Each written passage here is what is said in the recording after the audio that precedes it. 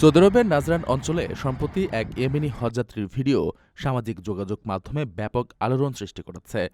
ভিডিওটিতে দেখা যায় ওই হজযাত্রী অত্যন্ত যত্ন সহকারে সৌদি বাদশাহ সালমান বিন আব্দুল আজিজের একটি প্রতিকৃতি বা পোর্ট্রেট থেকে ধুলোবালি পরিষ্কার করছেন। সাধারণ এক পথচারীর এমন অকৃত্রিম সম্মান প্রদর্শনের দৃশ্যটি ক্যামেরাবন্দী হওয়ার পর তা মুহূর্তেই ভাইরাল হয়ে যায়। ক্লিপটিতে দেখা যায় ওই ব্যক্তি নিজের রুমাল দিয়ে অতি সযত্নে বাচ্চার ছবির ওপর জমে থাকা ধুলো মুছে দিচ্ছেন।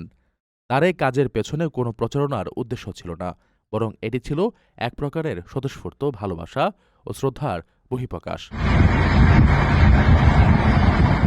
ঘটনাটি সৌদি আরব সহ পুরো আরব বিশ্বের মানুষের হৃদয় জয় করে নিয়েছে।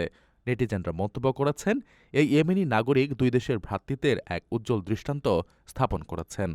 এদিকে ভিডিওটি ছড়িয়ে পড়ার পর একাধিক নির্ভরযোগ্য প্ল্যাটফর্মে খবর করা হয়েছে যে ওই ব্যক্তিকে তার এই মহানুভবতার স্বীকৃতিস্বরূপ ৫ লক্ষ সৌদি রিয়াল পুরস্কার দেওয়া হয়েছে, বাংলাদেশি টাকায় যা ১,৬৪,০০,০০০ টাকার বেশি।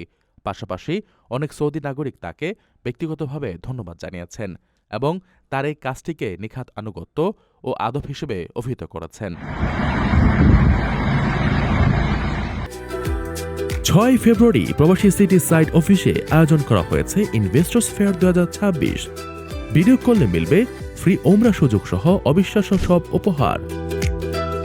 দিনব্যাপী এই আয়োজনে শিশুদের জন্য থাকবে আনলিমিটেড ফান রাইড, আর বড়দের জন্য মনোরম নৌকা ভ্রমণ ও কলাপাতায় পরিবেশিত লাঞ্চ। মাত্র ১০,০০০ টাকায় বুকিং।